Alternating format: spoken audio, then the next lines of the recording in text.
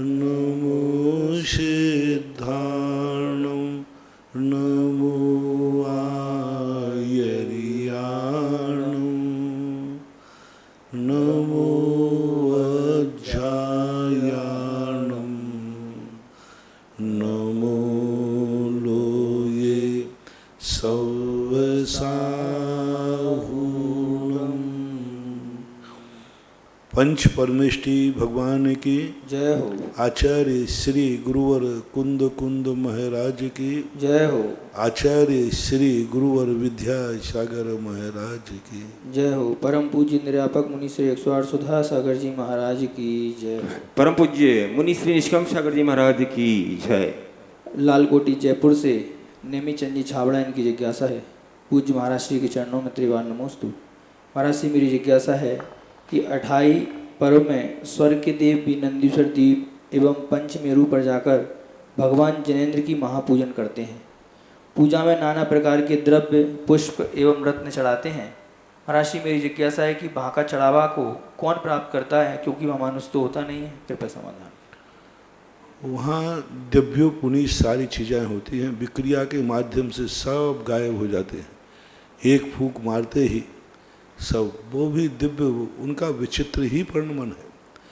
उनके तो स्वर्गों में अकृत्रिम चैत्यालय, वहाँ भी कोई माली नहीं है, और वहाँ से फेंकेंगे तो नीचे ही तो गिरेंगे, कोई चीज़ फेंकेंगे कुछ नहीं है, वो सब दिव्य की माया है। उनको तो क्या है, एक फूंक मारेंगे वे चावल फावल जितने भी हैं अक्षत वगैरह हजारों लाखों करोड़ों अरबों किलोमीटर दूर चले जाएंगे। उनकी विक्रियाँ ही ऐसी राजू प्रमाण विक्रिया हैं। अलग से कोई शख्स का वर्णन तो किया नहीं, लेकिन बस इतना जरूर वर्णन मिलता है कि वे पूजा तो करते हैं। दिव्येण निहानेन दिव्येण गंधेन दिव्येण अक्षेण दिव्येण पुष्पेण दिव्येण चूर्णेन दिव्येण दीवेण दिव्येण धूवेण दिव्येण वासेण स्यारचकालम अंचंती पूज्यंती। वे नित्यकाल इन अष्ट द्रव्यों से पूजन करते हैं। बस इतना ही वर्णन मिला। उठाने का वर्णन तो आपके यहाँ भी उठाने का वर्णन नहीं मिला। ये तो मालियों को आप लोगों ने व्यवस्था बनाई है, बाकी उठाने के लिए मालियों आदियों के लिए कोई व्यवस्था नहीं है। किसी शायद क्रिया कोष में कहीं कुंडों की व्यवस्था है कि उनको नैवेद्य को कुंड आदि में डाल देते थे, पशु पक्षी खा जाते थे। अब वो व्यवस्थाएं जैसी हैं वहाँ बन जाते हैं। देव पुनीत मानना चाहिए, वो विक्रिया से सब व्यवस्थित कर लेते हैं। धरणगांव महाराष्ट्र से डॉक्टर ऋतु मनीष जैन की जिज्ञासा है। पूज्य गुरुवर के चरणों में त्रिवार नमोस्तु। महाराज श्री मेरी जिज्ञासा है कि क्या उपसम श्रेणी आरोहण करते हुए छायक भाव वाले सम्यक दृष्टि मुनि के पांचों भाव हो सकते हैं क्या? कृपया समाधान। उपसम श्रेणी में यदि घटाएंगे तो पांचों भाव हो सकते हैं। ज्ञान और दर्शन की अपेक्षा से उपसम भाव घटा लीजिए, और दर्शन और चारित्र मोहिनी की अपेक्षा उपसम भाव घटेगा। पारणामिक भाव जीवत्व भाव उनके अंदर विद्वान है और भव्यत्व भाव बैठा है, तो पारणामिक भाव घट जाएगा। औदैहिक भाव जो घटेगा, असिद्धत्व रूप औदैहिक वहाँ बैठा हुआ है, क्योंकि वहाँ असिद्धत्वपना है, तो औदैहिक भाव भी घट जाएगा। और छायक भाव, तो छायक सम्यक दर्शन यदि प्राप्त है, क्योंकि छायक सम्यक दृष्टि भी उपसम श्रेणी चढ़ सकता है, तो उपछायक सम्यक दर्शन की अपेक्षा छायक भाव, तो इस प्रकार के भाव घटाता है। लेकिन इस भाव की विवक्षा जैनाचार्यों ने की नहीं, क्योंकि चौथे गुण स्थान तक दर्शन मोहिनी की विवक्षा की अपेक्षा भाव घटाए हैं मोक्ष मार्ग में, और जब पाँचवें छठे सातवें गुण स्थान में चारित्र मोहिनी की अपेक्षा उपसम शोभसम भाव घटाए हैं। तो इस प्रकार की विवक्षा से तो बनेंगे नहीं, लेकिन यदि कर्मों के क्षोभ समाधि से बनाएंगे तो बना सकते हैं।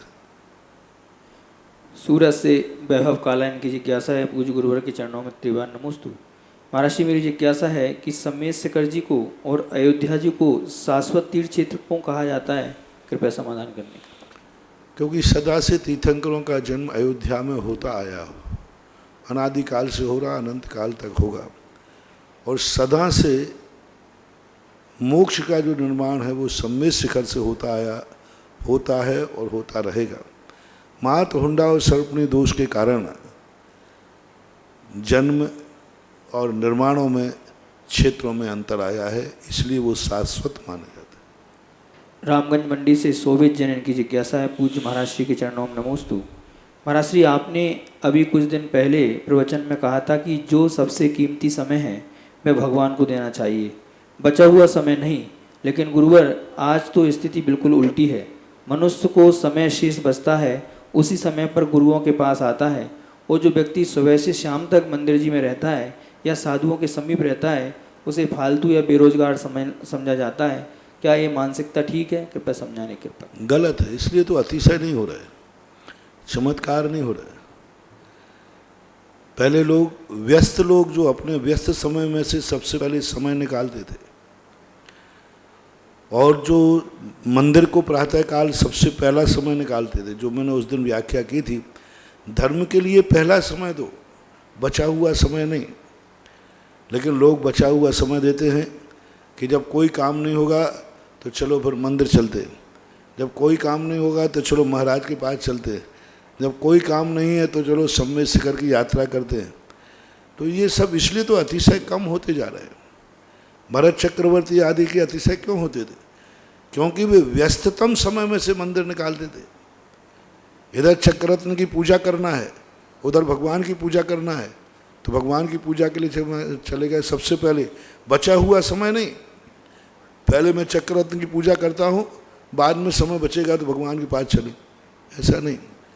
जब जितना जितना हमारा धर्म के प्रति बहुमान घटेगा, उसका चमत्कार, उसकी उपलब्धि भी उतनी ही कम होगी। आष्टा से श्रीमती चंदा डॉक्टर मगन जनन की जिज्ञासा है, गुरुवार के चरणों में कोटिशा नमोस्तु। महाराज श्री, वर्तमान में जिनवाणी के अर्थश्रुतकर्ता कौन है तथा कौन सा स्थान है जहाँ पर अर्थश्रुत का प्ररूपण हुआ? क्या सामान्य जन अर्थश्रुत को समझ सकते हैं क्या? कृपया समझाने कृपया। अर्थ ग्रंथ कर्ता श्री सर्वज्ञ देवा। अर्थ ग्रंथ के कर्ता तो मूल सर्वज्ञ देव ही हैं, तो इसलिए उसके तत्व उत्तर ग्रंथ कर्तारा जो हैं गणधर परमिष्ठी आदि, लेकिन मूल तो अरहंत परमिष्ठी ही हैं। जहाँ जहाँ उनके समोषण लगे हों वो स्थान सुध के अर्थकर्ता का स्थान माना जाएगा। जैसे तपोदयती क्षेत्र बिजोलिया, यहाँ पारसनाथ भगवान का अर्थ ग्रंथ कर्ता माना जाएगा। यहाँ पर भगवान ने केवल ज्ञान प्राप्त करके अर्थतंत्र की व्यवस्था बनाई थी। जहाँ जहाँ केवल ज्ञान हुए हैं वे सब अर्थतंत्र की व्यवस्था है। जहाँ जहाँ भगवान का समोषण गया है वे स्थान अर्थतंत्र के कर्ता माने जा सकते। स्थान की अपेक्षा, व्यक्ति की अपेक्षा तो सर्वज्ञ देव ही अर्थतंत्र के कर्ता हैं। मुंबई से विवेक जैन की जिज्ञासा है, पूज्य महाराज श्री के चरणों में त्रिवार नमोस्तु। महाराज श्री, मन हमेशा गतिमान रहता है, जब सोते हैं तो भी मन अपना कार्य करता रहता है और हमें स्वप्न दिखाता है। अगर मन का स्वभाव चलायमान ही है तो हम ध्यान लगाने के लिए उसे स्थिर करने में उसकी प्रकृति के विरुद्ध जाते हैं। क्या इस तरह मन को बांधना मानसिक हिंसा के अंतर्गत आया? क्योंकि जैन धर्म की कोई भी क्रिया प्रकृति या स्वभाव के विरुद्ध नहीं होती। कृपया समाधान करने की कृपा करें।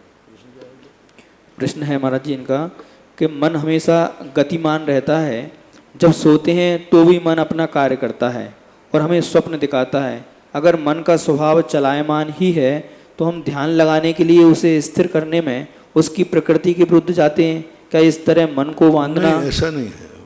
मन क्रियाशील है, चलायमान नहीं। क्रियाशील है ना, मन विचार करता है। ये किसने कह दिया मन चंचल है? ये तो आप लोगों ने कह दिया, क्योंकि आपके बस में नहीं है। आपके बस में बच्चा नहीं आ रहा है तो आप कहते हैं बच्चा बेकाबू है।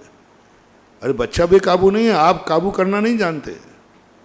आपको काबू करना नहीं आ रहा है, इसलिए कह दिया भैया बच्चा है बेकाबू है, किसी के बस में नहीं आता। ये जानवर बेकाबू है क्योंकि बस में नहीं आता।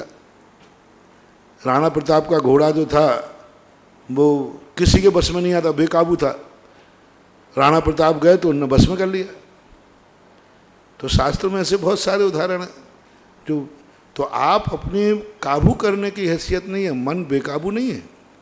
मन यदि बेकाबू हो, उसका स्वभाव हो, तो फिर हम साधुओं के कंट्रोल में नहीं आएगा।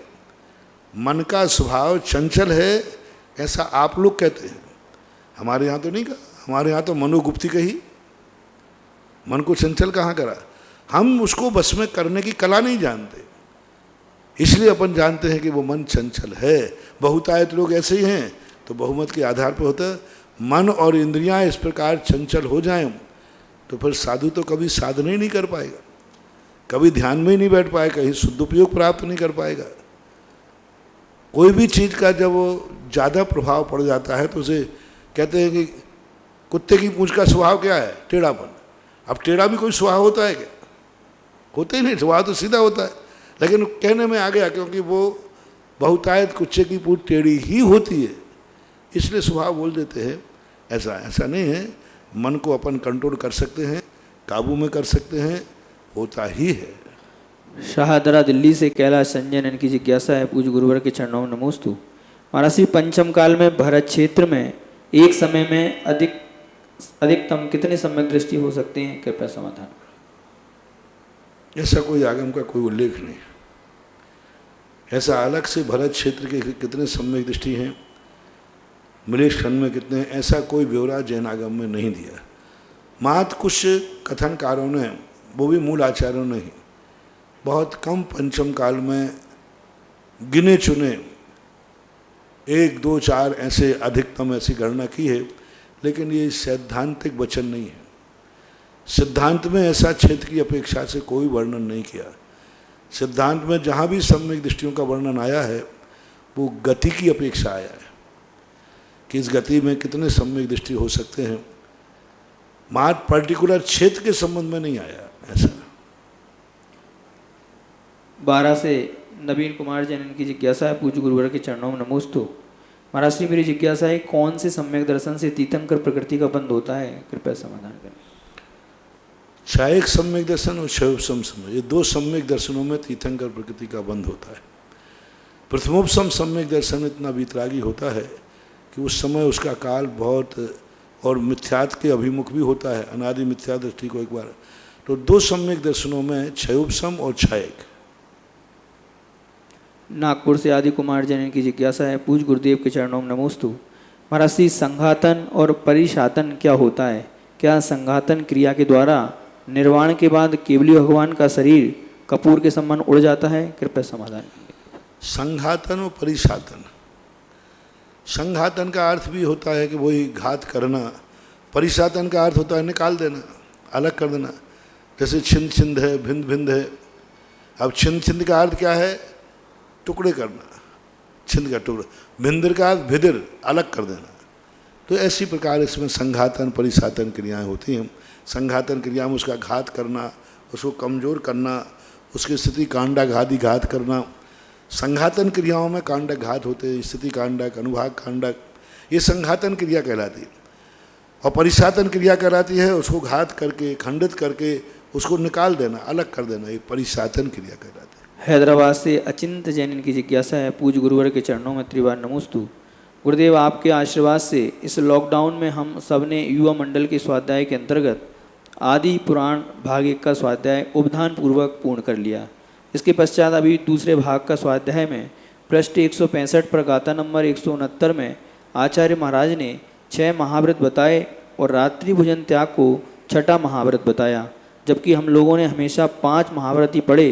किस उद्देश्य से आचार्य महाराज ने ऐसा लिखा?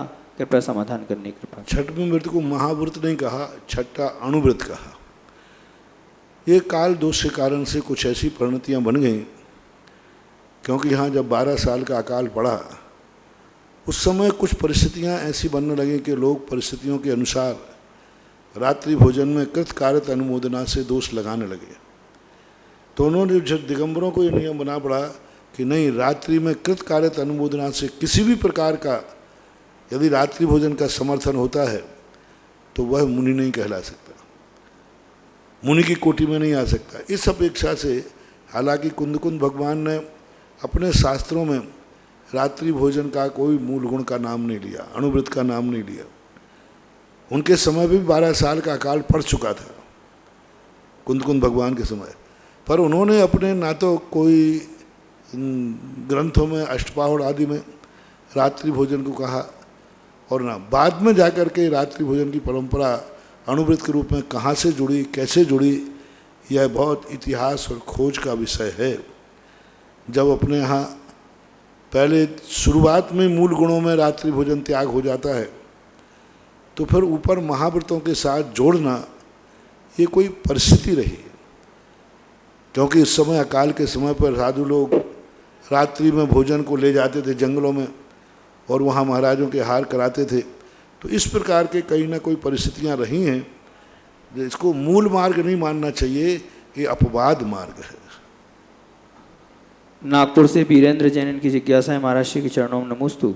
महाराज श्री, क्या बाहुबली भगवान की वेदी पर छत्र और चमर इत्यादि लगा सकते हैं क्या? कृपया समाधान। कोई बात नहीं, लगाने में कोई बाधा नहीं है, क्योंकि वो केवली भगवान हैं, अरहंत हैं, लगा सकते हैं। आष्टा से श्रीमती चंदा जैन की जिज्ञासा है, गुरुवर के चरणों में नमोस्तु। महाराज श्री, 5 भावों में कौन से भाव बंध रूप हैं और कौन से नहीं? पारिणामिक भाव को बंध और मोक्ष से निरपेक्ष को माना जाता है। कृपया समाधान। कौन से 5 भावों में से कौन से भाव बंध रूप हैं और कौन से नहीं है, और पारिणामिक भाव को बंध और मोक्ष से निरपेक्ष क्यों माना है? कृपया समाधान। बंध भाव सबसे औदय्य बंधः, औदयिक भाव बंध का कारण होता है। ये भी एक बहुलता की अपेक्षा लेना। कुछ औदयिक भाव ऐसे भी हैं जिनमें बंध नहीं होता, जैसे तीर्थंकर प्रकृति आदि, असिद्धत्व आदि। तो सामान्य रूप से, बहुतायत रूप से क्षयोपसम भाव, छायक भाव, उपसम भाव, ये भाव बंध के कारण नहीं हैं, लेकिन इन भाव वालों को बंध होता है। क्षयोपसम भाव शुभोपयोग रूप होता है, तो ये निर्जरा कराता है, लेकिन शुभोपयोगी के साथ बंध तो होता ही है। तो मोक्ष मार्ग में यदि पुण्य का विवक्षा करें, साति से पुण्य की बात कहें, तो साति से पुण्य का बंध क्षयोपसम भाव में भी है, छायक भाव में भी है, क्षयोपसम भाव में भी है, जब वो गुण स्थानों के अंतर्गत है। और सामान्य रूप से पूछा जाए तो क्षयोपसम भाव आगम में छायक भाव, उपसम भाव को बंध का कारण नहीं कहा। क्यों? क्योंकि ये मूल पर्पस, इनका उद्देश्य अशुभ कर्मों की निर्जरा कराना है। शुभ कर्मों का जो बंध हो रहा है, उस बंध को बंध रूप स्वीकार नहीं करते, क्योंकि वो बंध सम्यक दृष्टि का संसार का कारण नहीं बनता। जो पूर्ण बंध संसार का कारण नहीं बनता, ऐसे पूर्ण बंध को कथनचित बंध के रूप में स्वीकार नहीं करते, क्योंकि उनका जो भी बंध होगा वो पूर्ण साथी से पूर्ण बंध होगा। पापानुबंधी पूर्ण बंध तो सम्यक दृष्टि को होता नहीं। चौथे गुणस्थान से ऊपर कोई पापानुबंधी पुण्य का बंध नहीं करता, सब पुण्यानुबंधी पुण्य बंध ही करेंगे। इस अपेक्षा से 3 भावों में बंध की प्रक्रिया नहीं घटाते। लेकिन जब अपन सिद्धांत ग्रंथों से पूछेंगे तो बंध की प्रक्रिया 10वें गुणस्थान तक चलती है। 10वें गुणस्थान तक नियम से प्राय बहुत आयत कर्मों का बंध होता ही रहता, निरंतर होता रहता। 10वें गुणस्थान तक पाप कर्मों का बंध निरंतर है, चाहे वो ध्यान में बैठें, चाहे मुनिराज रहें, लेकिन 4 घातिया कर्मों का आश्रय 10वें गुणस्थान तक निरंतर होता है।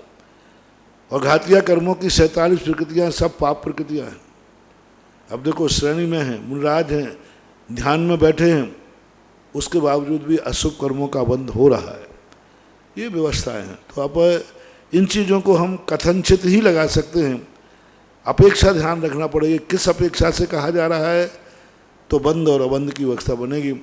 जीवत्व पारिणामिक भाव इसलिए है क्योंकि जीवत्व सदा से है, वो सिद्धों में भी है, यहाँ भी है। तो जीवत्व रूप जो परिणाम हैं वे निरपेक्ष परिणाम किसी कर्म के उदय से नहीं होते, वो आत्मा का स्वभाव है। इस अपेक्षा से उसको अबंधक कहा है। सिरसागंज से सौरभ जैन की जिज्ञासा है, पूज्य गुरुवर के चरणों में नमोस्तु। महाराज जी, मेरी जिज्ञासा है, अगर कोई अभिषेक करने जाता है तो घर से ही धोती दुपट्टा पहनकर जाता है, लेकिन सड़क गंदी रहती है तो मंदिर में घुसते ही पैर अच्छी तरह से धो लेता है, तो क्या ये उचित है? यदि नहीं तो गुरुवर क्या करना चाहिए? कृपया मार्गदर्शन करें। कैसे? कोई घर से धोती दुपट्टा शुद्ध पहन के भगवान के अभिषेक पूजन करने जाता है मंदिर से, तो सड़क गंदी रहती है, तो इनका पूछना है कि ऐसा करना, हम लोग पैर धो के अंदर चले जाते हैं, तो उचित है या नहीं? कोई बात नहीं, देख के जाओ, नीचे देखते हुए चलो और वहाँ जाके पैर धो लीजिए अच्छे से, तो कोई बाधा नहीं है ऐसा।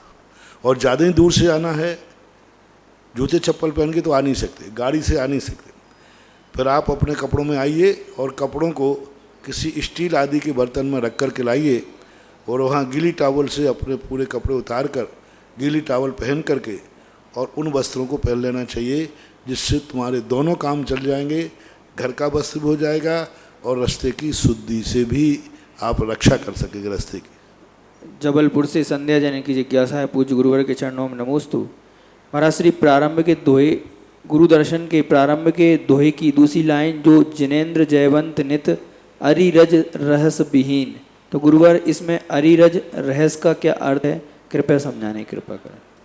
सकल गे ज्ञायक तदपि निजानंद रसलीन, सो जिनेन्द्र जयवंत नित अरि रज रहस विलीन। अरि यानी ज्ञानावर्णी दर्शनावर्णी, अरि रज रहस, रज यानी मोहिनी कर्म और रहस्य यानी अंतराय कर्म। रहस्य का दूसरा नाम अंतराय कर्म भी है। कोटा से संदीप जन की जिज्ञासा है, पूज्य गुरुवर के चरणों में नमोस्तु। महाराज श्री उंडावसर्पणी काल में ही ग्रहित मिथ्यात्व होता है या अन्य किसी काल में भी होता है? क्या मनुष्य पर्याय के अलावा भी किसी गति में ग्रहित मिथ्यात्व होता है? कृपया समझाने की कृपा करें। नहीं, किसी भी 84 लाख योनियों में चारों गतियों में मात भरत और ऐरावत क्षेत्र में ही होता है। वो भी हुंडावसर्पणी काल में ही होता है, सदा नहीं होता। विदेह क्षेत्र में गृहीत मिथ्यात्व नहीं है, देवों में नहीं, नारकियों में नहीं, मात भरत और ऐरावत में वो भी हुंडावसर्पणी काल के कारण ही होता है। जिज्ञासा समाधान के जनक निर्यापक्षमण मुनि पुंगा। एक मिनट, हाँ। उत्तर प्रदेश से सौरभ जैन की जिज्ञासा है, महाराज श्री अगर कोई अभिषेक करने जाता है तो घर से ही हो गया। रामगंज मंडी से शोभित जैन की जिज्ञासा है, हमारे साथ जितने भी सुख हैं, घूमने फिरने का सुख, खाने पीने का सुख, सोने का सुख, क्या ये सब सुख नहीं है? महाराज जी इन सबको सुख क्यों नहीं कहा? महाराज जी इन सब से हमें जो मिलता है यदि वह सुख नहीं है तो फिर सुख क्या है? कृपया मार्गदर्शन करें। सुख है, मैं कब मना कर रहा हूँ। यदि सुख है तो फिर सोते रहो, उठते क्यों हो? उठते क्यों हो? खाने में सुख है तो खाते रहो, फिर बंद क्यों करते, फिर मना क्यों करते हो? मना करना क्या बता रहा है अब? यानी तुम बड़े स्वार्थी लोग हो। यानी 4 रोटी खाओ तब तक सुख है, 5वीं आ जाए तो दुख है। अरे भाई 5वीं क्यों? फिर तो जबरदस्ती खिलाए ना कोई, अरे भाई तुम मारेगा क्या मुझे? तो आप ही खुद सुख दुख को निर्णय करते हो। यदि सुख है तो खाए जाओ, कभी बंद नहीं होना चाहिए। सुख है तो फिर उसका कभी विराम नहीं होना चाहिए, रोक नहीं लगना चाहिए। फिर सुख तो हमेशा के लिए होता है। जो ये सुख नहीं कहलाते, सुखाभास कहलाते। ये सुख नहीं कहते। पूज्यवर पूज्यपाद स्वामी ने इसे प्रतिकार कहा। भूख है एक रोग है, रोटी उसकी दवाई है। अब दवाई की सीमा ही होगी, सुख नहीं है।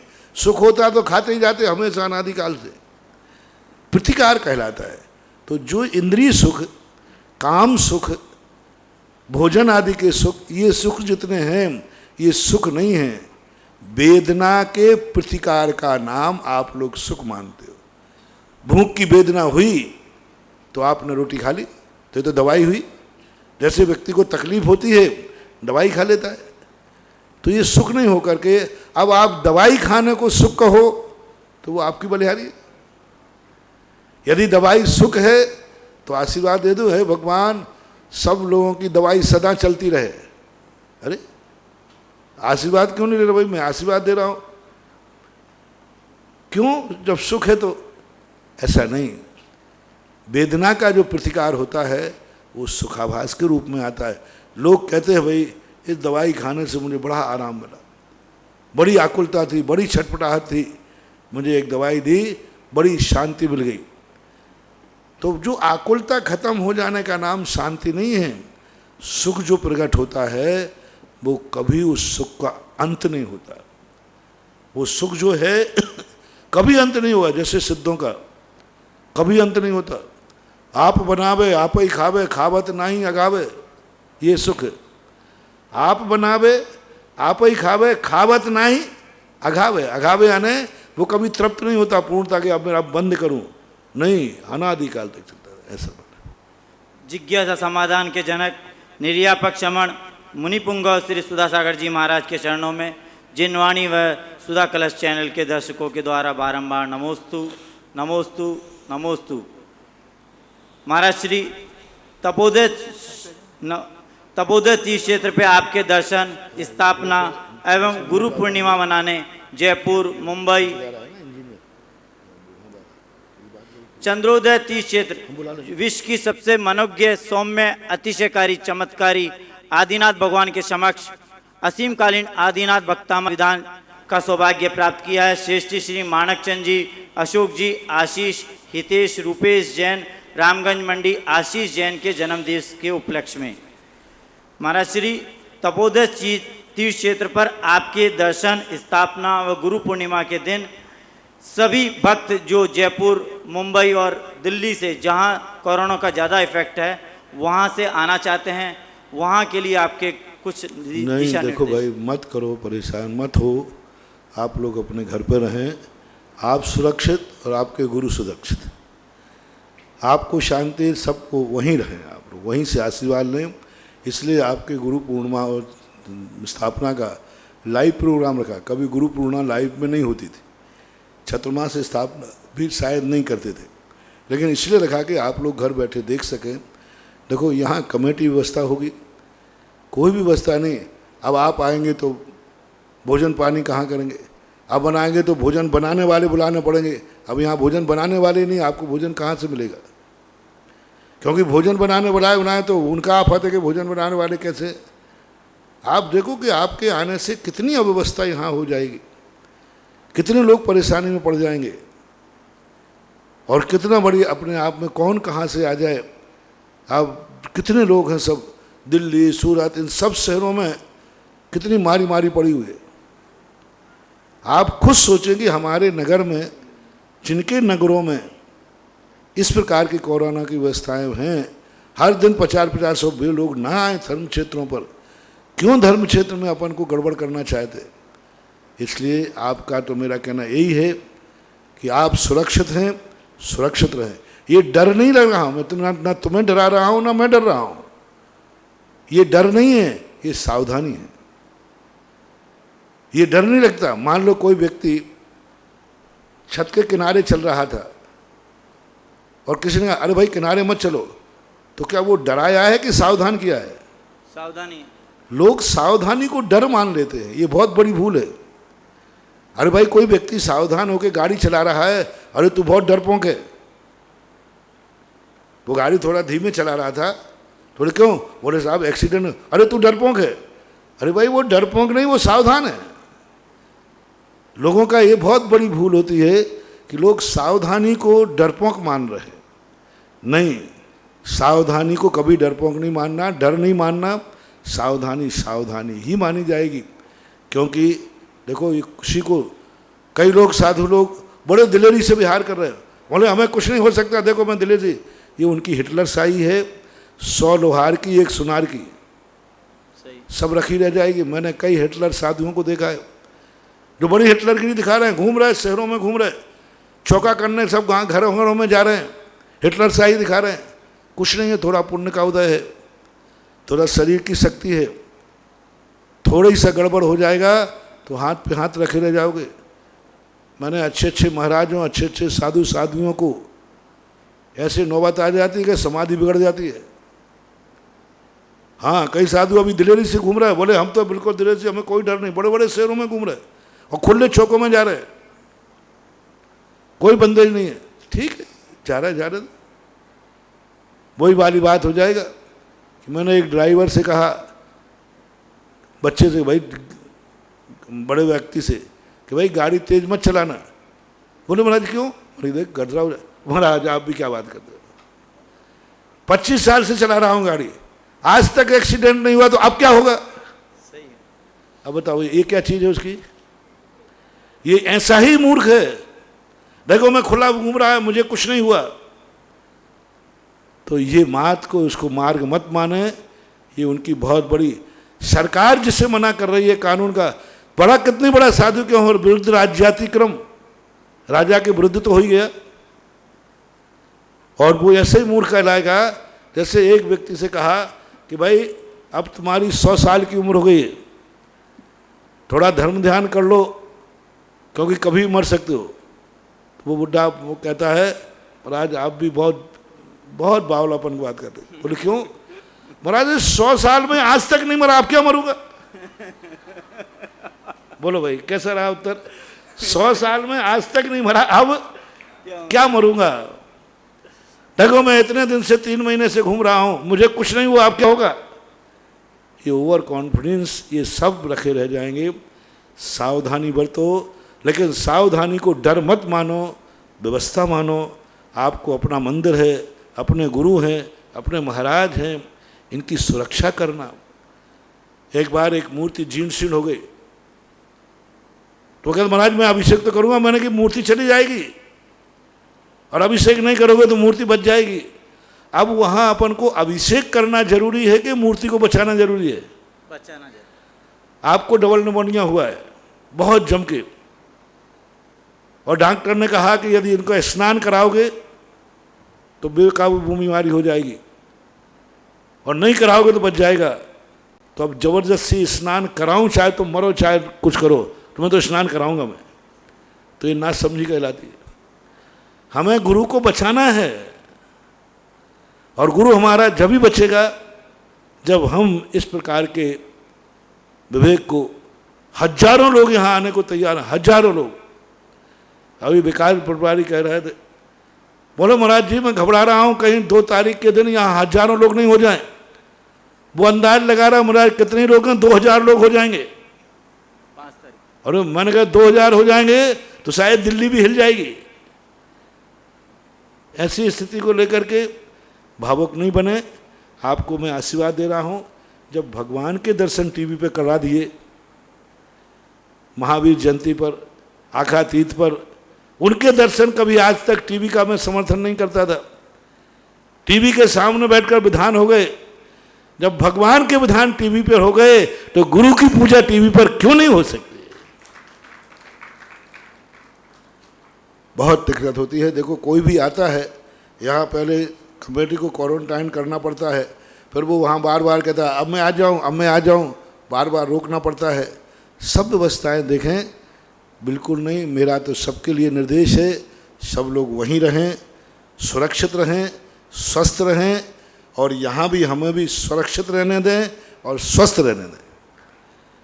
सुरक्षित और स्वस्थ बना रहूँगा तो कभी ना कभी तो कोरोना जाएगा, तुम हमारे पास होगे और हम तुम्हारे पास होगे। जय हो। और गड़बड़ कर दिया तो ना हम तुम्हारे पास होंगे ना तुम हमारे पास होगे।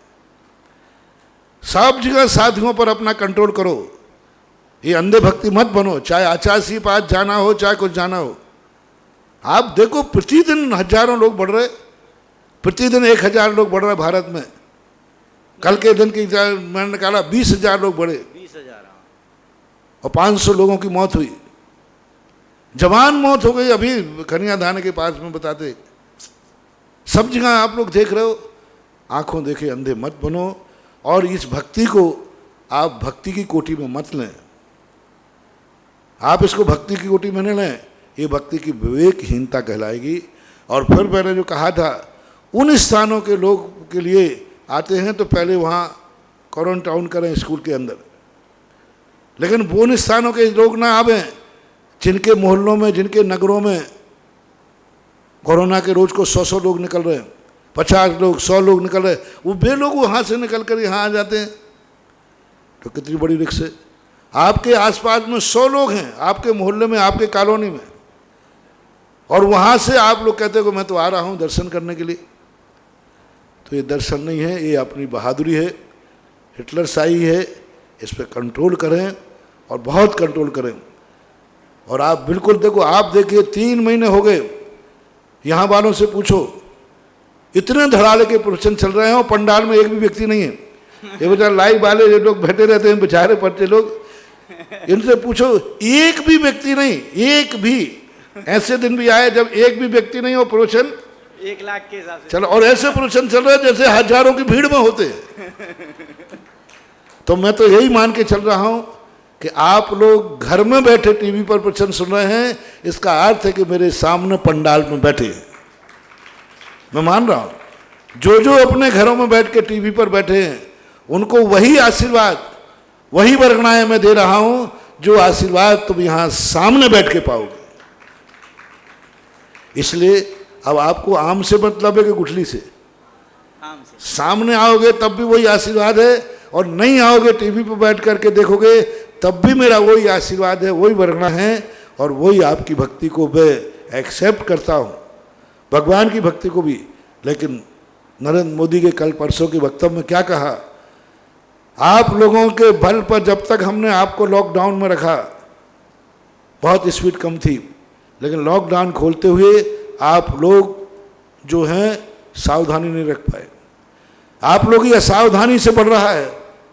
उसने खेद व्यक्त किया कि हमें खेद है कि भारत के लोग को जब तक पाबंद नहीं किया जाए वे अनुशासन में नहीं रहते। मुझे तो विश्वास था कि आप लोग लॉकडाउन खोलने के बाद भी बहुत अनुशासन में रहेंगे। दूरियां आपने ख़त्म कर दी, मास्क आपने ख़त्म कर दिए।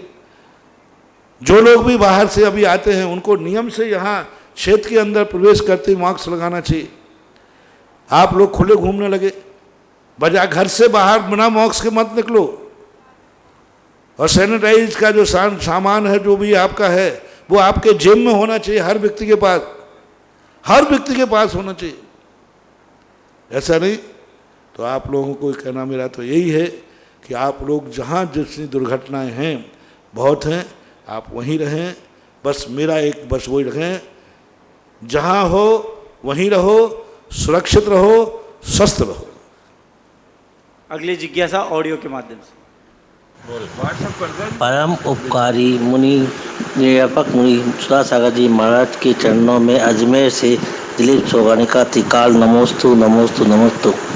महाराज जी, मेरी जिज्ञासा ये है कि मैं बद्रीनाथ गया था, वहाँ पे ऊपर पहाड़ी के ऊपर 2 चरण बने हुए हैं जिन्हें कहते हैं नाभिराई मरुदेवी के हैं। तो क्या नाभिराई मरुदेवी वहाँ से नाभिराई वहाँ मोक्ष गए हैं, इसी कारण वहाँ मंदिर बना है? नहीं तो इतना ऊंचाई पे मंदिर बनाने का क्या कारण रहा होगा? क्या भाई मेरी जिज्ञासा का समाधान करें। नाभिराय और मरुदेवी का कैलाश पर्वत से जैन आगम में कोई संबंध का उल्लेख नहीं है। इतिहास और आगम में तो नहीं है। अब श्रद्धा में यदि कोई मानते हैं तो मैं कह नहीं सकता। अगली जिज्ञासा। और एक बात और देखो, कितनी बढ़िया बात है।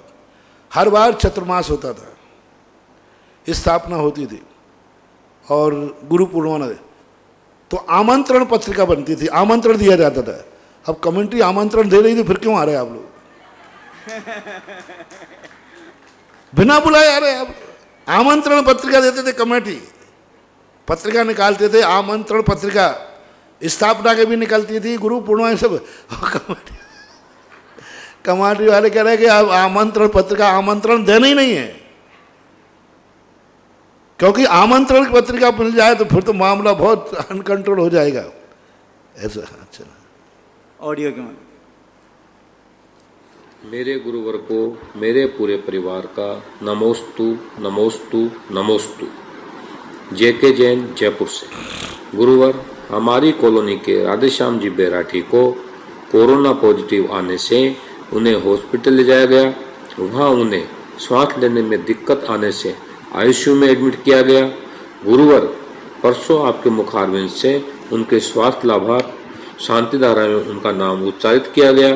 गुरुवर, आपके आशीर्वाद व शांतिधारा के प्रभाव से आज उनकी रिपोर्ट निगेटिव आ गई और वो स्वस्थ होकर आज अपने घर आ गए। गुरुवर, कोरोना पॉजिटिव जैसी सीरियस बीमारी के बीमार भी शांतिधारा से ठीक हुए। आपके यहाँ शांतिधारा कराई तो कोरोना। जयपुर से एक श्रावक हैं। बहुत अच्छा, बहुत। हाँ,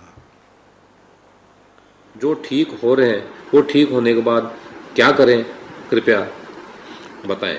बस बहुत अच्छी है। अभी शांति धारा ठीक होने की अब वो पूर्ण ठीक हो जाए तो एक शांति धारा आभार में कर देना। आभार तो भगवान का, जिसके लिए जो लाभ मिले आभार नहीं चूकना चाहिए। मंगल और एक आभार, एक संकट और एक आभार। ये पहली शांति धारा तो आप मजबूरी में करते हैं क्योंकि संकट आ गया। दूसरी शांति धारा आभार में करना चाहिए। आभार की शांति धारा से क्या होता है, वो संकट द्वारा लौट के नहीं आता। और आपने अकेली वही कर दी तो शांति धारा हो गई, ठीक हो गया, द्वारा आ सकता है। और आभार मानने के बाद फिर वो चीज़ सदा सदा के लिए गायब हो जाती है।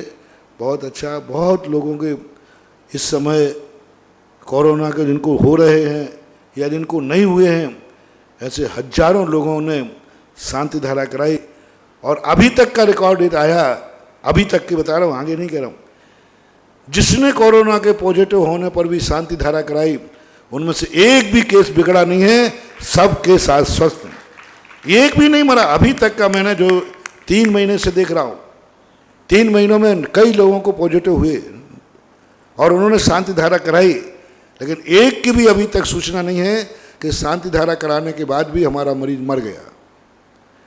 जिन जिन ने कोरोना पॉजिटिव होने पर शांति धारा कराई, अभी तक की तारीख में एक भी केस बिगड़ा नहीं है। मैं ये दावा नहीं करता कि बिगड़ेगा नहीं, मेरा ये दावा है कि अभी तक नहीं हुआ। और अपन सब भावना भाएं कि भगवान के नाम के पार गंदोदक मिलने के बाद, शांति धारा होने के बाद कभी कोई बिगड़े नहीं। लेकिन 3 महीने लगभग का ये बहुत बड़ा है कि शांति धारा यहाँ हुई और बहुत पॉजिटिव हुआ है। हर दिन 2-4 पॉजिटिव के नाम आते हैं, उसमें लिखा रहता है। और बाद में उनको खबर भी लेता रहता हूँ, पूछता रहता हूँ, मैनेजर कह देता हूँ कि इनसे पूछना ये ऊपर चले गए कि स्वस्थ हो गए। तो अभी तक एक ही आता है कि महाराज शांति धारा के बाद उनका नेगेटिव आ गया और वो स्वस्थ। ऐसे अतिशयकारी मागनंदी आचार्यकृत शांतिधारा तपोदय तीर्थ क्षेत्र जो 27 फुट के पद्मासन प्रतिमा है, विश्व के बड़े बाबा हैं, जिनको भी शांतिधारा करानी हो वो तपोदय कमेटी से संपर्क करें। अगली जिज्ञासा ऑडियो। गुरु जी के पावन पवित्र चरणों में कोटि कोटि नमोस्तु। गुरु जी, टीवी पर सांगानेर में जब आप सन 99 में भूगर्भ से चैत्यालय लाए थे तो उसका आप वर्णन कर रहे थे, जब लाए थे उसी समय का, कि किस प्रकार आदिनाथ भगवान के साथ आपका वार्तालाप हुआ। तो आप बहुत ही प्रसन्नता के साथ उस वर्णन को सुना रहे थे कि भगवान ने आपसे कहा कि इतनी जल्दी आ गया, लेकिन वो बात कुछ क्लियर नहीं हो पाई क्योंकि वीडियो बहुत पुरानी थी। अगर आप उस बात को थोड़ा स्पष्ट करेंगे तो हमें सुनने की बहुत जिज्ञासा हो रही है। जब आप सुना रहे कुछ आनंद ऐसे होते हैं तो तात्काल ही वो आनंद की अभिव्यक्ति होती है। उस समय जो मैं भाव विभोर था, अब यदि वो सुनाऊंगा तो शायद उस समय की भाव विभोरता में कमी आ जाएगी, क्योंकि उस समय जो सन 1994 का आनंद अलग था, भय मिश्रित आनंद था, भय भी था और आनंद भी था। 99 का अलग खुशी थी, उसकी खुशी का तो पार ही नहीं।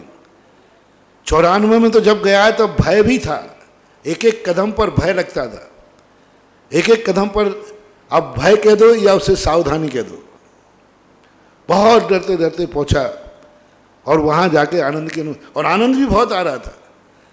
लेकिन 99 में तो आनंद ही आनंद था, भय का सवाल ही नहीं था,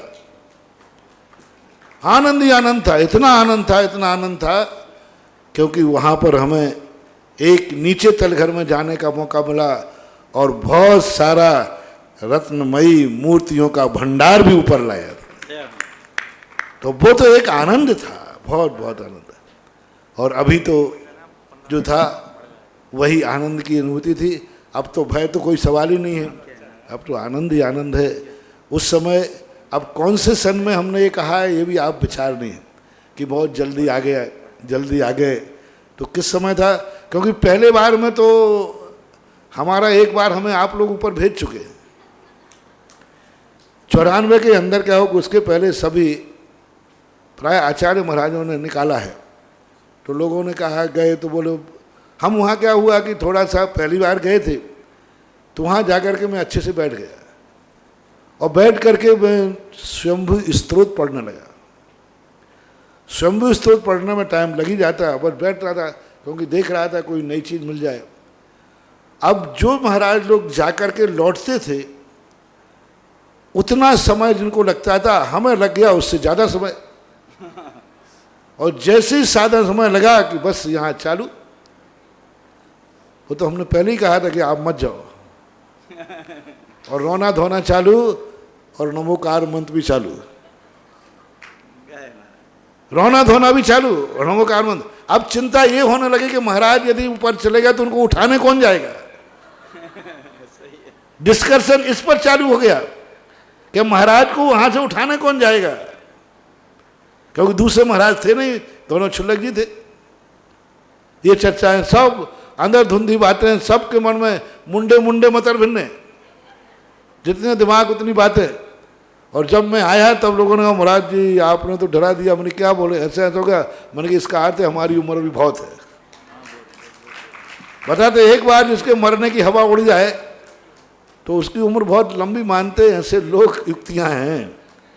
तो किस बार का कैसा है, हर बार का आनंद अनुभूति अलग अलग होती है, क्योंकि द्रव्य क्षेत्र काल भाव के परिणाम अलग अलग होते हैं बहुत ज़्यादा। इस बार सबसे ज़्यादा परेशानी क्या हुई, ऑक्सीजन बहुत कम हुआ। इस बार की स्थिति में तो इतना ज़्यादा थकान महसूस होती है, क्योंकि पसीना आता है सबसे बड़ा चीज़, और इतना पसीना जैसे कि बिल्कुल नहा रहे हो आप, और जैसे ही पसीना आएगा तो हाथ गीले हो जाते, सब बहुत सीधे होती है। लेकिन आनंद तो आनंद ही होता है, ऐसा माना जाए। नमोस्तु महाराज श्री रक्षिता जैन बिजोलिया। महाराज जी, तीर्थंकर भगवान की जो दिव्य ध्वनि कीर्ति है वो कितने क्षेत्र तक सुनाई देती है, और समोषण में जो वाद्य यंत्र आदि होते हैं वो उस समय बंद हो जाते हैं या उनकी आवाज़ धीमी हो जाती है? जो दिव्य ध्वनि होती है वो 1 योजन तक भगवान की ध्वनि स्वतः सुनाई देती है अपने आप, और उसके बाद मागध जाति के देव उस ध्वनि को प्रचारित करते हैं यदि आगे सुनाना है तो। वाद्य आदि बंद जो हैं वहाँ एक ज़्यादा कान फोड़ बाजे नहीं बजते वहाँ पर, सुहावने वाले। जैसे आप लोगों के यहाँ शादी ब्याह होता है तो गेट के ऊपर जाके शहनाई बजती रहती है, अब उस शहनाई से कोई डिस्टर्ब नहीं होता, एक सामान्य। तो वहाँ जो बाजे बजते रहते वे प्रवचन में बाधा नहीं बनते। वहाँ का अतिशय चमत्कार ही ऐसा होता है कि वो किसी को डिस्टर्ब नहीं करते, और एक बड़ा संगीतमय वातावरण टाइप का बना रहता है। अगली जिज्ञासा ऑडियो। परम पूज्य निर्यापक श्रमण के चरणों में हम सबका कोटिसा नमन। मुनिश्री, एक जिज्ञासा है कि द्रव्य संग्रह में 13वीं गाथा में कहा है कि मग्गल गुण ठाणी ही 14 ही हवंती तय अशुद्ध नया। यहाँ उन्होंने कहा कि अशुद्ध नय से 14 मार्गणाएं 14 गुण स्थान होते हैं, तो 14 गुण स्थानों में सहयोग केवली अयोग केवली भी आ जाते हैं, जबकि आचार्य भगवंतों ने अशुद्ध निश्चय नय को 12वें गुण स्थान तक कहा है। तो अशुद्ध निश्चय जब 12वें गुण स्थान तक होता है और अशुद्ध नय 14वें तक होता है, तो दोनों में क्या अंतर डालेंगे अपन? आपका चिंतन सुनना चाहती हूँ। अशुद्ध जो नय है, अशुद्ध नया, तो अशुद्ध नय है ये 12वें तक कहा, ऐसा तो कोई आचार्य ने नहीं कहा कदा कि अशुद्ध नय जो है, अशुद्ध स्थितियाँ जो हैं ये 12वें गुण, क्योंकि वहाँ गुणस्थान व्यवहार से हैं, ना कि उनके परिणाम। परिणाम उनके अंदर की दशा अलग है, क्योंकि वो तो अंदर में ज्ञायक स्वभाव वाले हो गए। लेकिन जब वो ज्ञायक स्वभाव में है, गुणस्थान में हैं, तो उन गुणस्थान को उन्होंने कहा है कि ये गुणस्थान अशुद्ध नय यानी व्यवहार से हैं। तो गुणस्थान तो रहेंगे, क्यों गुणस्थान जैसे जेल से निकलने वाले व्यक्ति का वारंट हो गया कि वह जेल से मुक्त किया जाता है, लेकिन वो कहलाएगा तो जेली ना। अब वो जेली व्यवहार से है, अशुद्ध नय से है, लेकिन वो मुक्ति का अनुभव कर रहा है, क्योंकि 2 दिन पहले कोर्ट से निर्णय हो गया तुम्हारे लिए आज की तारीख में जेल से मुक्त किया जाता है। लेकिन अभी 2 दिन वो जेल में है, तो उसकी अनुभूति तो मुक्ति की हो रही कि मैं जेल से मुक्त हो गया, मैं जेल से मुक्त हो गया, यही बोला जाएगा। लेकिन नंबर कौन सा डला है? Jelly number. किसी ने पूछा क्यों? बोले मैं जेल से मुक्त हो गया। अरे भाई हुए है कहाँ, अभी तू जेल में है। तो यही सिद्ध अरहंत भगवान की होती है, उनकी अनुभूति तो ज्ञायक स्वभाव वाली हो गई, उनका ज्ञान अनंत ज्ञान हो गया। लेकिन अभी वो जेली नंबर हैं, तो वो जो जेली नंबर डला हुआ है गुणस्थान का, वो तो अशुद्ध नय से ही होगा। मग्गण गुण ठाणे ही, मग्गणा स्थान और गुणस्थान, मार्गणा भी है उनकी, अभी मनुष्य गति में है, मनुष्य गति की अपेक्षा मार्गणा है, और मनोजीव शुद्ध जीव मार्गणास्थान से ना मनुष्य होता है, ना देव होता है, ना नारकी होता है। इसलिए अशुद्ध नहीं तो जा करके चलता रहता है और अशुद्ध दशा में भी चलता रहता है। अरहंत भगवान भी शुद्ध नहीं है, क्योंकि सबसे बड़ा प्रमाण है असिद्धत्व औदैहिक भाव बैठा हुआ है। अभी उन्हें शुद्ध आत्मा की अनुभूति नहीं है, अशुद्ध आत्मा की अनुभूति कर रहे हैं। शुद्ध आत्मा का ज्ञान है, अनुभव में तो अशुद्ध आत्मा आ रही है, अशुद्ध आत्मा आ रही है। उनके अनुभव में अभी अपनी खुद की आत्मा अशुद्ध आ रही है, अनुभव में असिद्धत्व भाव आ रहा है। 4 अघातिया कर्म भी आत्मा से मिले हुए मिक्सिंग है। मात उनको भावी पर्याय का ज्ञान हो गया। इसलिए अनंत सुख और अव्याभास सुख में अंतर है। केवली भगवान का अनंत सुख ज्ञान की अपेक्षा से है, इसलिए अव्याभास सुख कब कहलाएगा? पेवर शुद्ध। इसलिए ज्ञान चेतना को सिद्धों में मानी गई। जब तक 13वें 14वें गुण स्थान है, कर्म चेतना है। पूज्यवर कुंद कुंज स्वामी महाराज ने 13वें 14वें गुण स्थान वर्ती को ज्ञान चेतना कही और कर्म चेतना कही। और ज्ञान चेतना कहाँ है? पाणद मदिकंताणम नानम विंदंती जे जीवा, जो प्राणों से अतिक्रांत है, सिद्ध भगवान। इससे सिद्ध है अशुद्ध अवस्था है। पूज्यवर ब्रह्मदेव सूर्य महाराज ने तो यहाँ तक लिखा कि उन्होंने 13वें गुण स्थान में अभी भी उनके 18,000 शील के जो गुण हैं वे प्रकट नहीं हुए, निर्दोष नहीं है। केवली भगवान के जो 18,000 शील के गुण माने गए हैं, वे अभी केवली भगवान के भी निर्दोष नहीं है। अभी उनमें भी 18,000 शील के व्रतों में दोष लग रहा है। अभी उनके 18,000 शील के व्रत सदोष हैं। कैसे सदोष हैं? बोले पर पदार्थ को ग्रहण कर रहे, क्योंकि पर को ग्रहण करना ही स्वभाव से रहित होना है। पर पदार्थ क्या? अभी उन्हें ईर्यापत आश्रय हो रहा है एक बात, और पुराने कर्मबंध अभी हैं वहाँ पर। तो 14वें गुण स्थान वर्ती को मान लिया जाए? बोले नहीं, चोरी करना तो छोड़ दिया है, लेकिन चोरी का माल तो अभी रखे हुए। नए कर्मों का आश्रय छोड़ दिया, लेकिन 85 प्रकृतियाँ अभी 14वें गुण स्थान हैं, उनको अशुद्ध का अनुभव हो रहा है।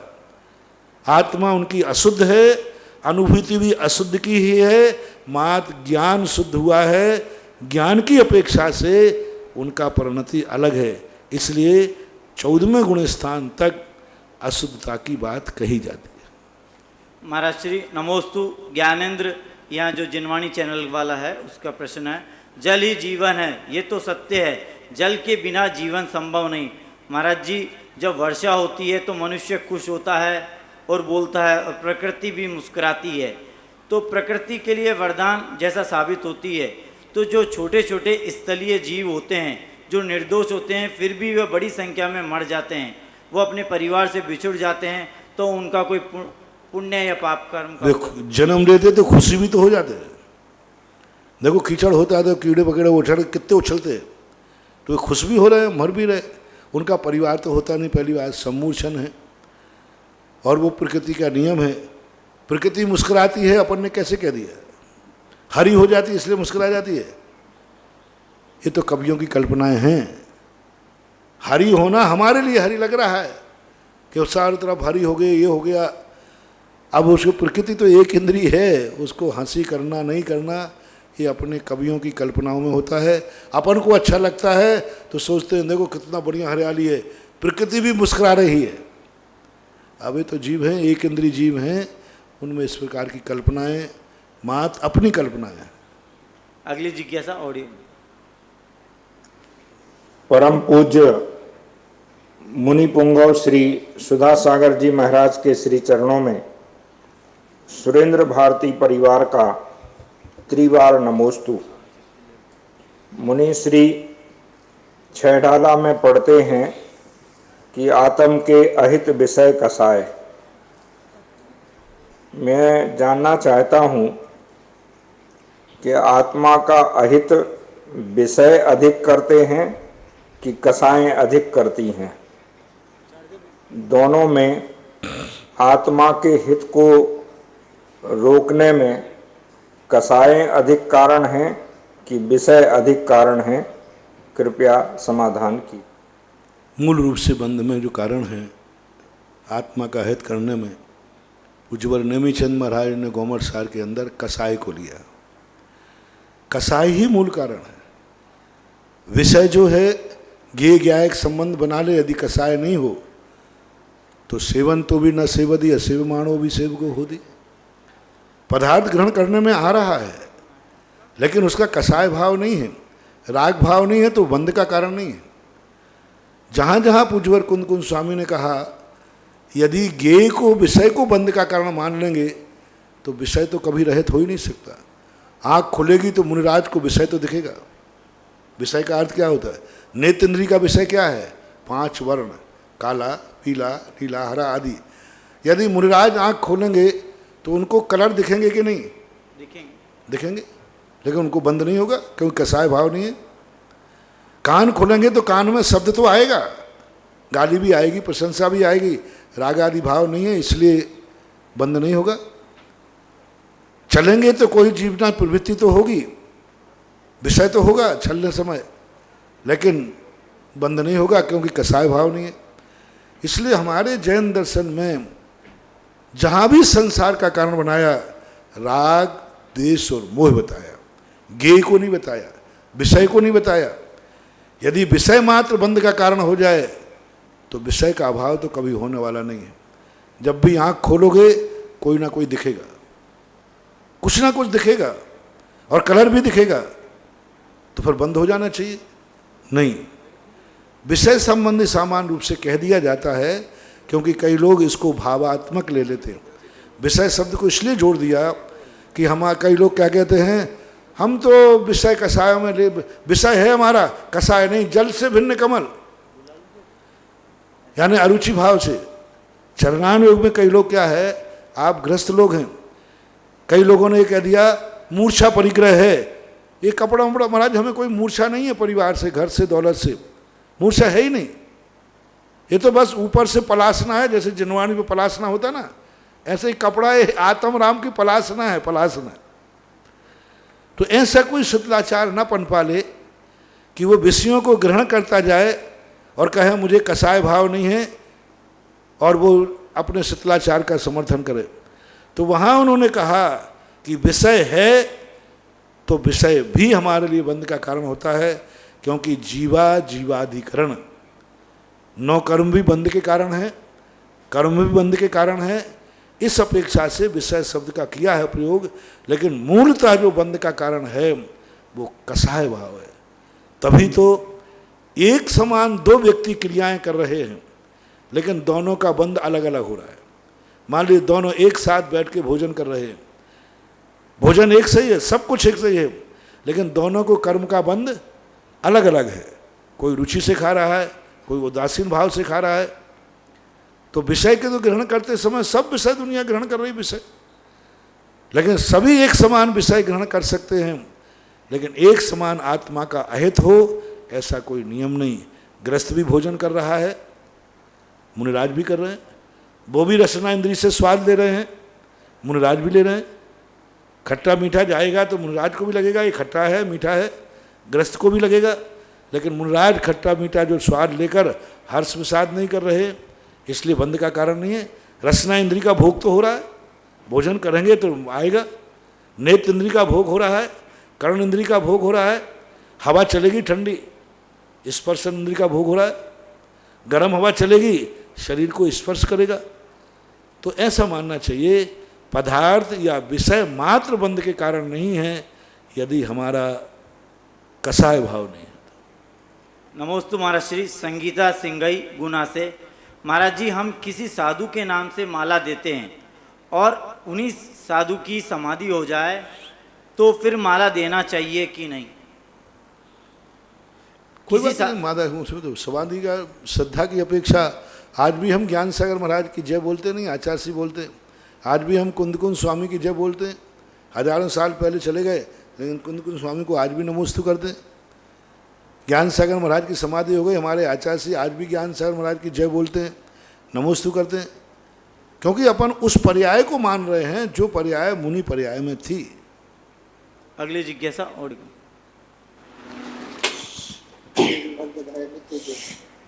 ललितपुर से अनोरा परिवार का त्रिवार नमोस्तु नमोस्तु नमोस्तु।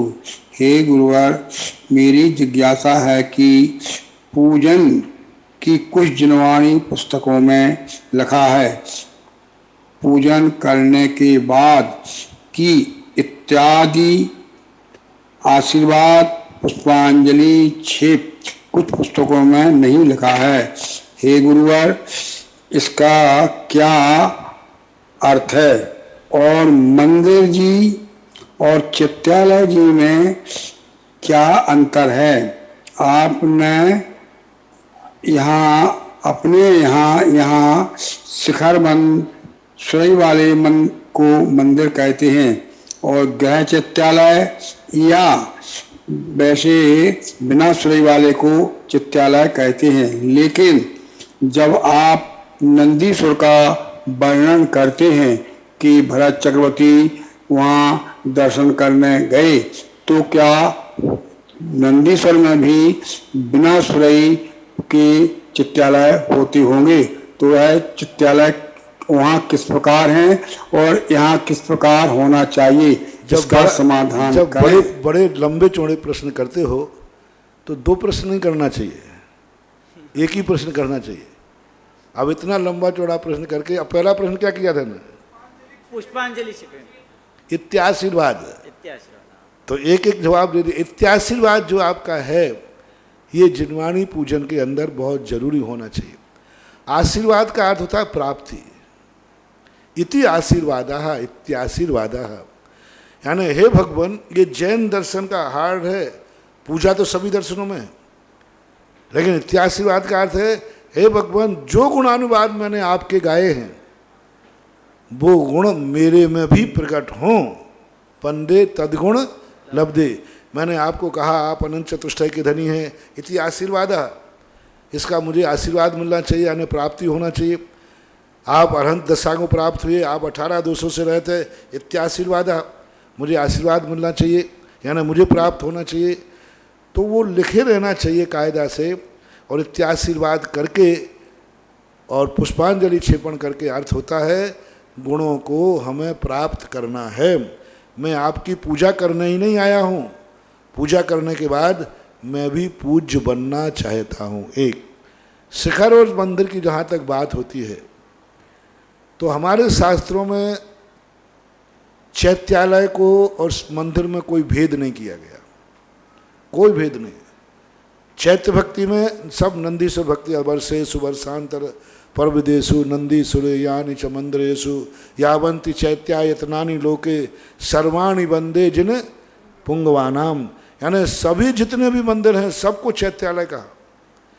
चैत्यालय का प्रयोग सबसे ज़्यादा हुआ, मंदिरों का भी हुआ है। तो चैत्यालय और मंदिर में आगम के अनुसार तो कोई भेद नहीं है। वर्तमान व्यवहार में मंदिर उनको कहते हैं जो शिखरबंद होते हैं, और जो बिना शिखरबंद होते हैं उनको चैत्यालय कहते हैं। चैत्यालय भी दो प्रकार के होते हैं, एक सामाजिक चैत्यालय जिनमें शिखर नहीं है, लेकिन एक निजी चैत्यालय भी कई लोग बनाते हैं अपने घरों के, उनको चैत्यालय। ये रूढ़ संज्ञा है, रूढ़ यानी अपने व्यवहार में यहाँ पर आप लोगों ने बना ली है। आगम में ऐसा कोई भेद नहीं है कि मंदिर और चैत्यालय में कोई अंतर हो। अपने यहाँ तो बहुत सारे भेद कर लिए, अतिशय क्षेत्र कर लिया।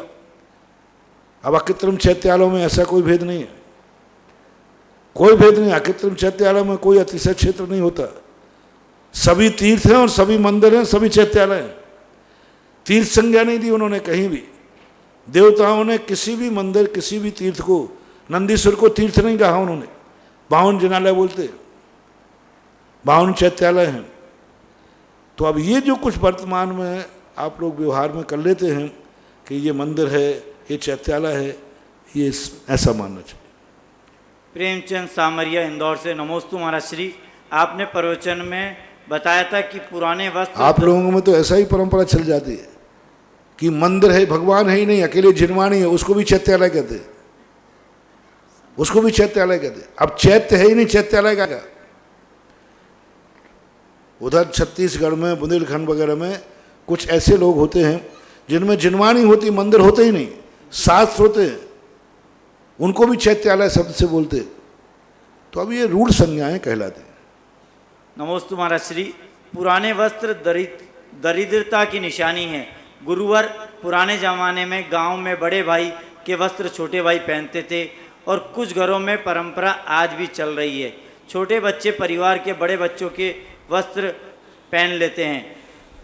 ऐसे एक दूसरे के वस्त्र पहनना भी दरिद्रता की निशानी है।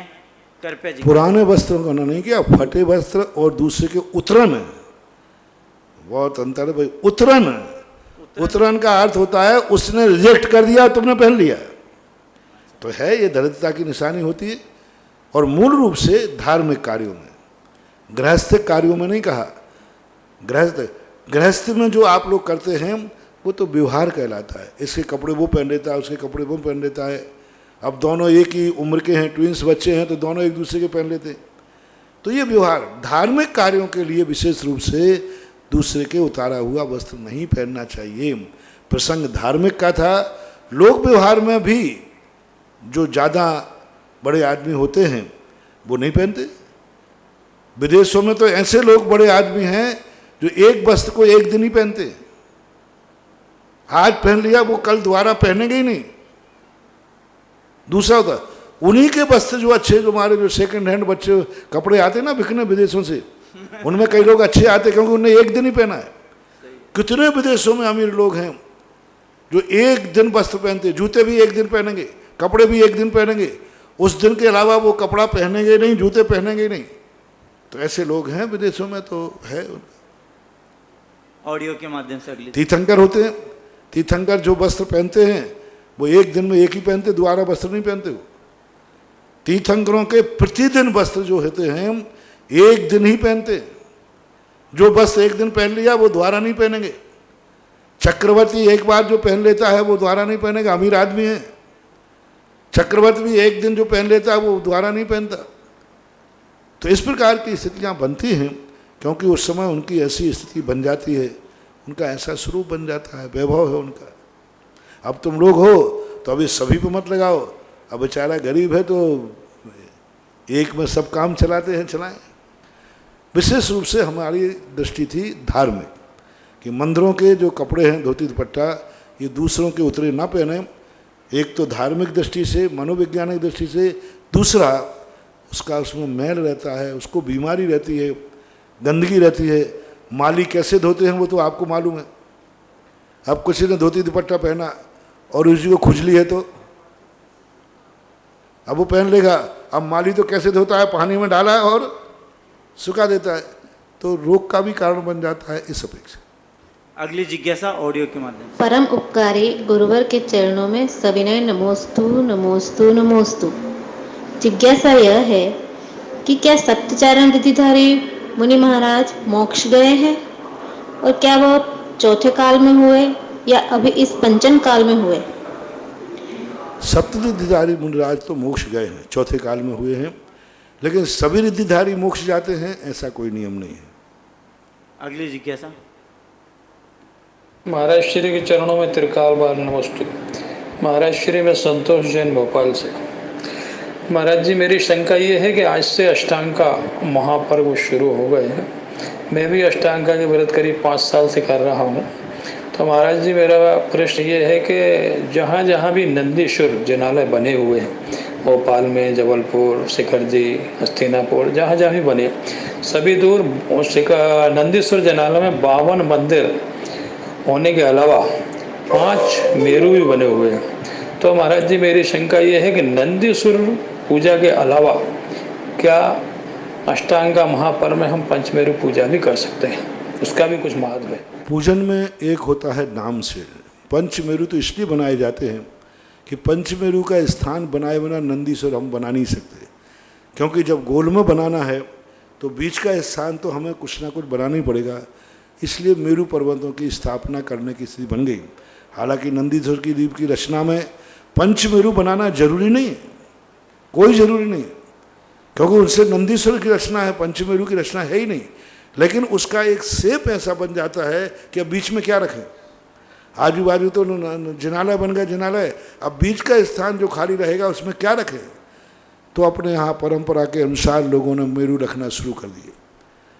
और आगम से विरुद्ध इसलिए नहीं है कि मेरू नंदीश्वर के बीच में पड़ जाते। अब यहाँ जैसे नंदीश्वर बन रहा है, विश्व में अभी कभी ऐसा नंदीश्वर है ही नहीं। हमेशा नंदीश्वर द्वीप बनता है, एक मंदिर बनता है, उसमें 52 जिनाला, बीच में मेरू। पर यहाँ नंदीश्वर जो बन रहा है ओरिजिनल जैसा वहाँ नंदीश्वर है, यानी 24 जिनाला एक छत में नहीं रहेंगे, 52 जिनाला अलग अलग बनेंगे। 24 नहीं 52 अलग इंडिविजुअल। ऐसे में तो क्या होता है, वो परिक्रमा रहती ना, हाथ जोड़ करके आप घूम लेते हो। यहाँ जो जिनालय बनेंगे, हर जिनालय में व्यक्ति को दर्शन करने जाना ही पड़ेगा। यानी उसे 52 बार तो अर्घ चढ़ाना, 52 बार धोख देना, कमर ठीक करना और एक देख करके वो सारे जिनालों के दर्शन नहीं कर सकता। अभी तक अपने यहाँ जितने जिनाला हैं, एक चक्कर लगाओ सब मूर्तियों के दर्शन हो जाएंगे। यहाँ वो ही पर्व बनाया जा रहा है जैसे वहाँ मंदिर बटे हुए हैं, एक जिनाला वहाँ, एक यहाँ, एक वहाँ, ऐसे 13 दिशाओं के 13 करके चारों दिशाओं के बनाया जा रहा है। अब बीच में यहाँ मंचमेरू नहीं बनाया जा रहा है, बीच के स्थान पर सहस्कूट जिनालय बन रहा है, 125 फीट ऊंचा, 11 मंजिल का। क्योंकि बीच के स्थान कुछ ना कुछ तो उपयोग करोगे। तो ऐसी स्थिति में तुम्हारा नंदीश्वर द्वीप का पंचमेरू से कोई लेना देना नहीं बनाते हैं तो चलेगा, और करते हैं बनाते हैं तो कोई दोष नहीं है। पूजा आदि आप पंचमेरू की करते हैं, कोई दोष नहीं है। सारी पूजाएं सारे दिन करो, कोई दोष नहीं। सारी पूजाएं सारे दिन करो। पूज्यवर वीर सिंह स्वामी महाराज के समय एक व्यक्ति ने प्रश्न किया। उन्होंने कहा कि 3 बार आपने मंदिर जाने को कहा, यदि चौथी बार जाएं तो महाराज कहते 400 बार जाओ ना, लेकिन 3 बार जरूर जाओ। ये तो कम से कम है। तो अब नंदीश्वर की रचना आप जैसी करना चाहें वैसी करें। अभी तक की कल्पना कहीं भी, मैंने भी नंदीश्वर कई स्थानों पर आशीर्वाद दिए, नंदीश्वर बना। अभी यहाँ पर सुदर्शन दत्त क्षेत्र आमा में पिछले साल उसकी प्रतिष्ठा हुई थी, 1-2 साल पहले। अब लेकिन वहाँ के बाद यहाँ जो कल्पना आई नंदीश्वर को पढ़ करके कि नंदीश्वर की रचना कैसी होती है, कैसे कैसे जिनालय होते हैं, तो वो भाव यहाँ आया। और सबसे पहले वो प्रैक्टिकल बिजोलिया तपोदय क्षेत्र में हो रहा है। अभी और कहीं ऐसा व्यवस्था नहीं बन पाई और वो भी नहीं। अब देखना ये रचना जब बनेगी, यानी हर व्यक्ति को ये लगता है नंदीश्वर एक इंडिविजुअल मंदिर होगा, पूरी इसकी शिखर होगी, पूरी आकाश में शिखर होगी, मंदिर होगा। उस मंदिर के अंदर आप खुद दर्शन पूजन करेंगे। एक भी नंदीश्वर द्वीप में कोई व्यक्ति मंदिर के अंदर जाके पूजन नहीं कर सकता, क्योंकि मड़िया छतरी बनती है। यहाँ जो बन रहे हैं, मंदिर में जाएगा, पूजन करेगा, अपने 2-4 लोग खड़े होकर के पूजन करेंगे, टेबल होगी, अभिषेक होगा, प्रत्येक का कर सकता है। तो एक जैसी रचना त्रिलोक परिणति में की है वैसी करने की यहाँ की कमेटी कर रही है प्रयास। देखो वो रचना जिस दिन दुनिया के सामने आएगी बिजोलिया में, तो जो कुछ भी होगा अलौकिक ही होगा। गगन बिहारी है तो अलौकिक, इसकी होड़ अभी तक दुनिया में नहीं। 27 फुट के पारसनाथ हैं तो अलौकिक, इतने बड़े कोई नहीं। और उपसर्ग के रूप में धरणेन्द्र पद्मावती ने कैसे उपसर्ग दूर किया था, उसका प्रैक्टिकल सीन बन रहा है, वो भी भारत में पहली बार बन रहा है। तो ये कुछ काम हो रहे हैं, देखो अब क्या होता है। निर्यापक श्रवण मुनि पुंगव श्री सुधासागर जी महाराज की जय। जिन वाणी के ज्ञान ते सूझे लोकालोक, सो वाणी मस्तक नमो सदा दे तूडोक। हे जिन वाणी भारती तोय जपो दिन रैन, जो तेरा शरणा गए सो पावे सुख चैन। देव बजू अरिहंत को गुरु